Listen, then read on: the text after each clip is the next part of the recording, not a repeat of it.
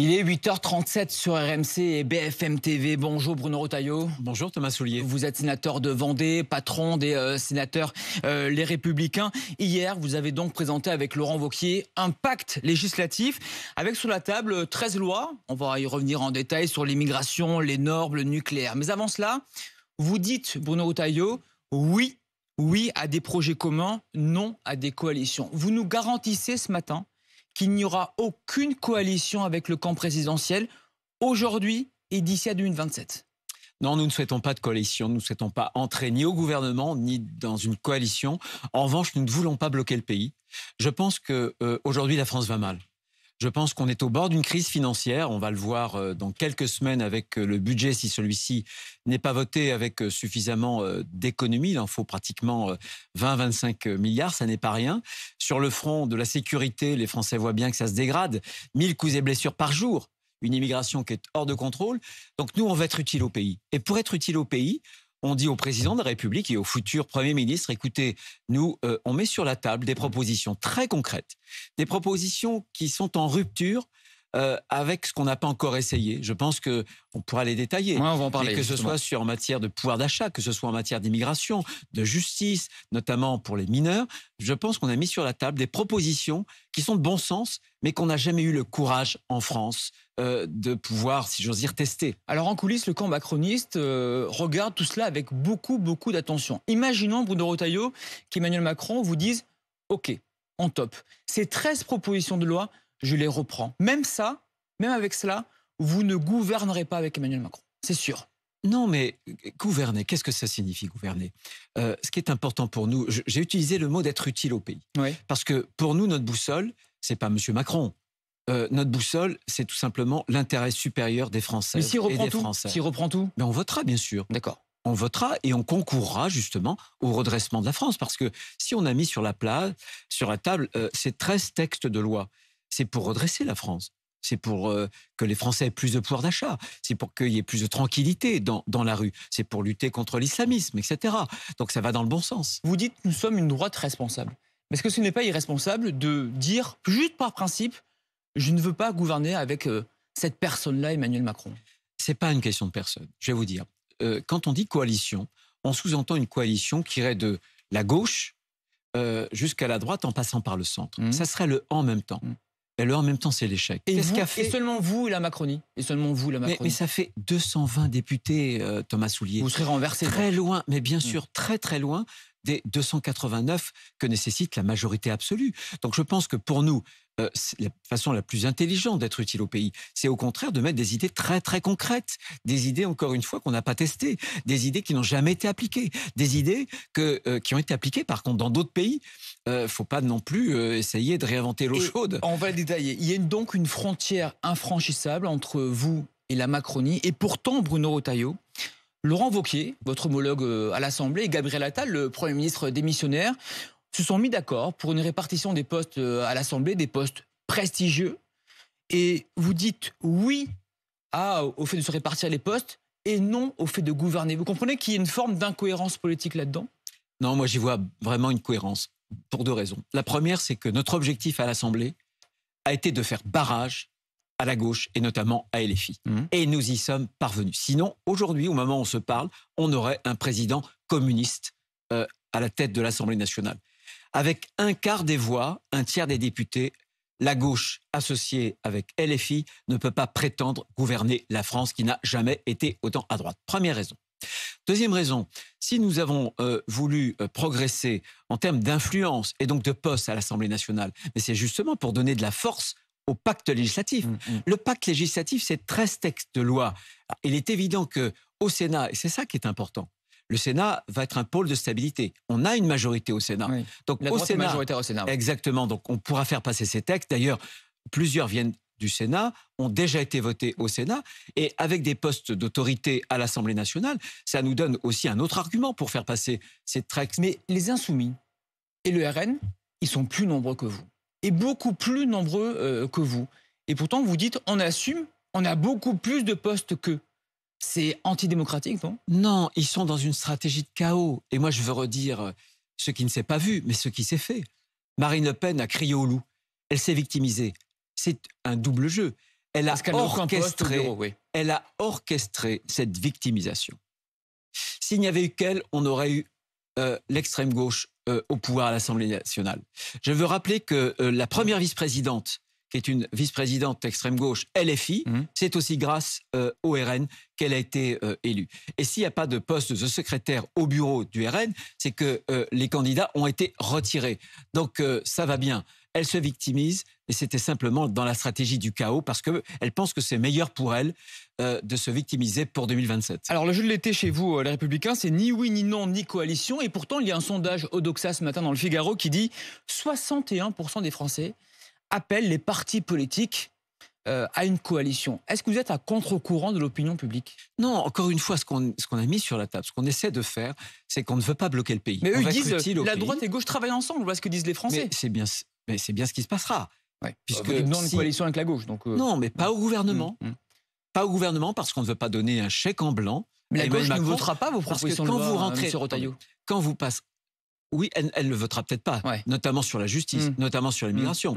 Mais je verrais bien, par exemple, sur l'énergie, sur le nucléaire, ce que pourrait faire une partie de la gauche. Il y a une partie de la gauche. Donc vous tendez la main à la gauche pour voter aussi quelques propositions de loi qui viennent des Républicains. Je tends la main à tous les parlementaires qui ont à cœur l'intérêt supérieur du pays. Alors, avant d'en venir au fond, dernière question politique. Vous fixez 2 lignes rouges dans ce pacte législatif. Vous dites un gouvernement qui augmenterait les impôts ou qui baisserait les pensions de retraite, eh bien on le fait tomber dans la minute. Le camp présidentiel ne fait ni l'un ni l'autre. Donc, est-ce que ça signifie que si Gabriel Attal est encore Premier ministre en septembre avec ce gouvernement démissionnaire, vous ne le ferez pas tomber? Nous, ce que nous voulons, c'est que, parce que la première crise, le premier texte législatif d'ailleurs, qu'on va avoir devant nous, c'est dans quelques semaines, c'est le budget. Et cette semaine, dans quelques heures, Bruxelles, l'Union européenne, va enclencher une procédure pour déficit excessif. On est au bord de la banqueroute. On est au bord d'une crise financière. Et donc, ce qu'on dit au gouvernement... Ni l'un ni l'autre, ils peuvent rester au gouvernement. Mais ce que l'on veut pour le budget, c'est 25 milliards d'euros d'économie. Pourquoi on ne veut pas d'impôts? Parce qu'on est déjà le pays d'Europe, le pays du monde où on a le plus de prélèvements obligatoires. Emmanuel Macron n'a pas augmenté les impôts. Il n'a pas augmenté les impôts. Le prélèvement n'a pas diminué. Les prélèvements de la richesse, on est toujours à 44%. Oui.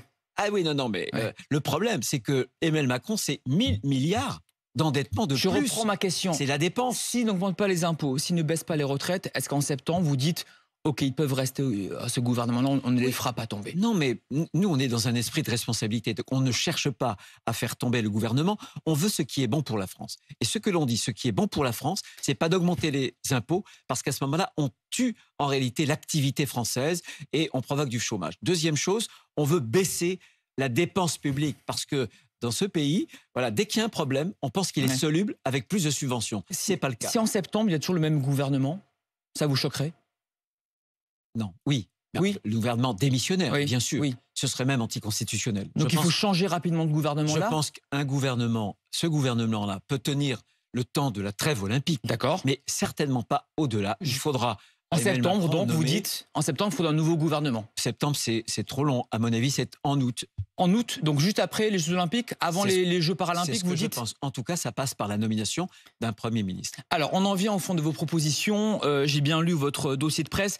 Sans surprise, le texte numéro 1, c'est sur l'immigration. Vous proposez à nouveau le délit de séjour irrégulier ou encore l'accès aux prestations sociales conditionné à une durée de présence minimale en France. Ça a déjà été retoqué par le Conseil constitutionnel. Est-ce que vous êtes si têtu que ça, Bruno Retailleau? Non, d'abord, le premier texte, c'est le pouvoir d'achat, parce qu'on veut qu'en France, ça ne soit pas par des chèques en bois de l'État qu'on puisse augmenter le pouvoir d'achat. C'est par le travail, et certainement pas par l'assistanat.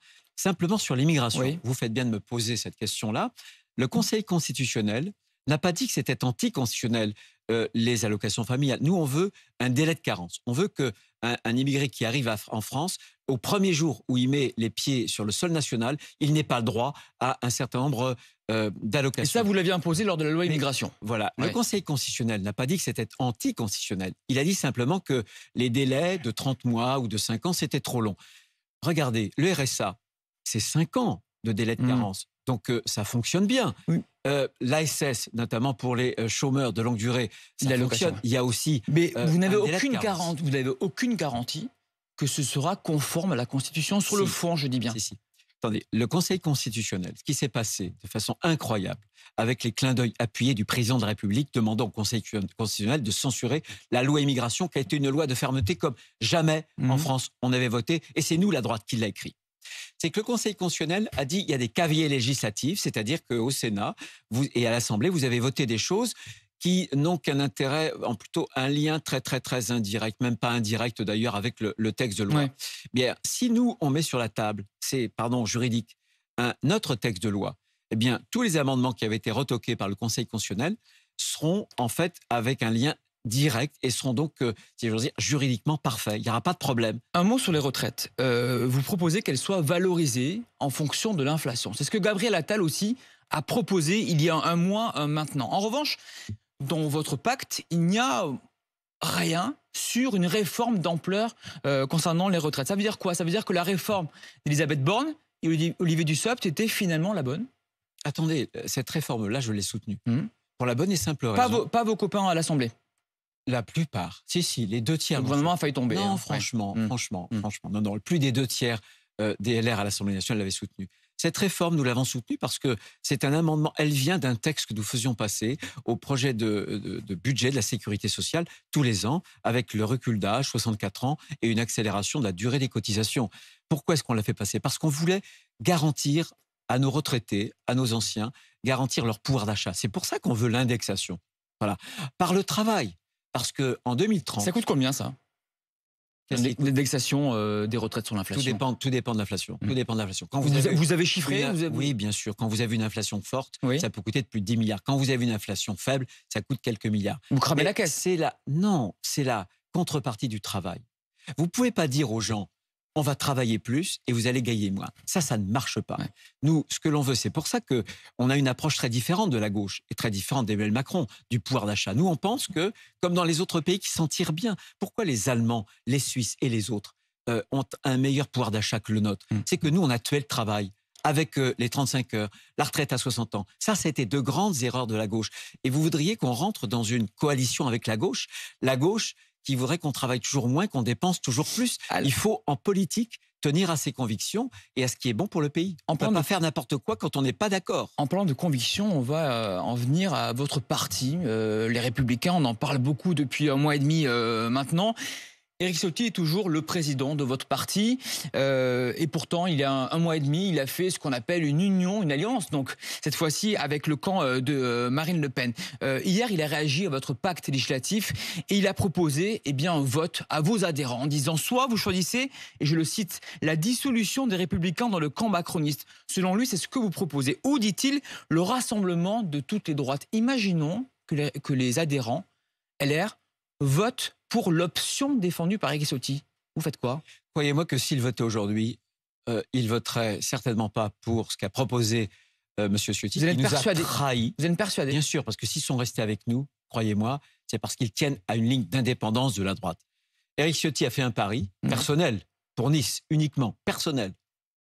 Un pari qui est une trahison, puisqu'il a fait ce pari-là au moment même où ses troupes montaient au feu. Vous vous rendez compte? Notre président, le chef qui trahit ses troupes. Bien. Eh bien, il a perdu son pari. Il a perdu son pari. Donc, je ne doute pas que... Il a réussi à faire un groupe à l'Assemblée. Non, mais un groupe d'une quinzaine. Enfin, je veux dire, bon, peu importe. Ouais. Nous, on va reconstruire quelque chose. On veut reconstruire une droite républicaine, une droite française, qui demain sera capable de battre la gauche avec quelques valeurs très simples. Je vous les ai énumérées. Ouais. Le travail doit payer beaucoup plus que l'assistanat. On doit avoir un État avec plus de liberté et moins de bureaucratie. On doit avoir une école qui transmette un héritage, qui transmette des savoir-faire. On doit avoir une fermeté, des prisons où on puisse incarcérer des délinquants. Je reviens à ma question. La marque LR, vous disiez on veut reconstruire quelque chose. La marque LR, elle est morte selon vous? Bien sûr. Je l'ai dit il y a 2 ans, quand je m'étais présenté d'ailleurs contre Éric Ciotti pour présider le parti Les Républicains. J'avais fait ce constat qu'il fallait tout changer, du sol au plafond. Et ça va être le cas ou pas? Et c'est ce qu'on va faire avec Laurent Wauquiez, avec beaucoup d'autres de nos militants. Je pense qu'il y a en France un espace politique, parce que Marine Le Pen se réclame de la fermeté, de l'autorité. Mais elle est socialiste sur le plan économique. Quand moi, j'avais fait voter les 15 heures de contrepartie d'activité pour le RSA, elle s'y est opposée.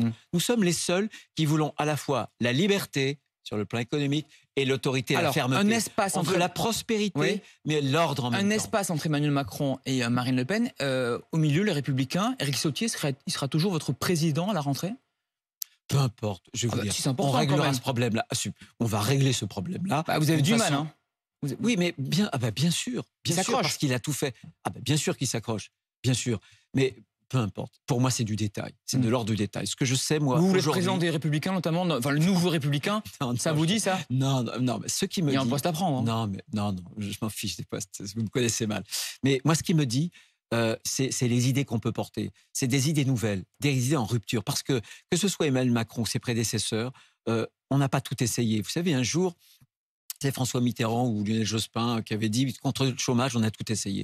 On n'a pas tout essayé. On a essayé des formules du social-étatisme où il y a toujours plus de bureaucratie d'État, où il y a toujours plus d'impôts, toujours plus de charges, moins de liberté. Les Français veulent respirer, il y a du bon sens et malheureusement, ils veulent aussi de l'ordre. De l'ordre dans la rue, dans les comptes, dans les esprits. Bruno Retailleau, vous parlez de la gauche. Justement, un mot sur la gauche et le Nouveau Front Populaire. J'ai écouté votre conférence de presse hier avec attention. Vous tapez très très fort sur les Insoumis. Peu, finalement, sur le parti de Marine Le Pen. Ça veut dire que Jean-Luc Mélenchon est plus dangereux que Marine Le Pen, selon vous? En tout cas, il France. représente un danger. Plus que Marine Le Pen. Danger. Plus que Marine Le Pen. Écoutez, je ne veux pas faire de comparaison, mais en tout cas, oui, ce que je constate, sensation. ce que je vous constate, écoute, c'est que le parti qui prône, dont beaucoup de membres, pas tous sans doute, mais beaucoup de membres prônent l'antisionisme, qui n'est que le masque à peine convenable de l'antisémitisme, c'est le parti de M. Mélenchon. Le parti qui veut mettre à bas les institutions de la Ve République, avec un mépris total pour l'ordre républicain, la haine anti-flic, c'est le parti de M. Mélenchon. Le parti de Marine Le Pen n'est pas un parti antisémite. En tout cas, expurge. Regardez ce qu'a dit M. Porte. Est-ce qu'il était exclu de LFI? Thomas Porte, député LFI, qui a dit les athlètes israéliens ne sont pas les bienvenus. A-t-il été exclu? Non, il a même été soutenu par les Insoumis. Exactement. M. Caron, Aymeric Caron, qui indiquait qu'il ne faisait pas partie de la même espèce que ceux qui soutenaient Israël. A-t-il été exclu? M. Aymeric Caron, qui indiquait que, vous savez, cette petite fille de 12 ans, juive, violée, que médiatiquement, vous en aviez trop fait. A-t-il été exclu? Non. Voilà. Ce parti qui, en novembre 2019, défilait aux côtés d'organisations islamistes, c'est LFI. Donc, c'est un danger pour la République et je pense qu'ils se sont retranchés, écoutez-moi bien, de l'arc républicain. Et c'est la raison pour laquelle la gauche ne peut pas prétendre gouverner la France. Pourquoi? Parce que retrancher LFI du champ républicain, ça veut dire qu'on doit retrancher LFI du champ gouvernemental et des forces qui pourraient être amenées, évidemment, à gouverner. C'est ce que dit Gabriel Attal, ni RN ni LFI. Mais est-ce que le RN est dans l'arc républicain, selon vous?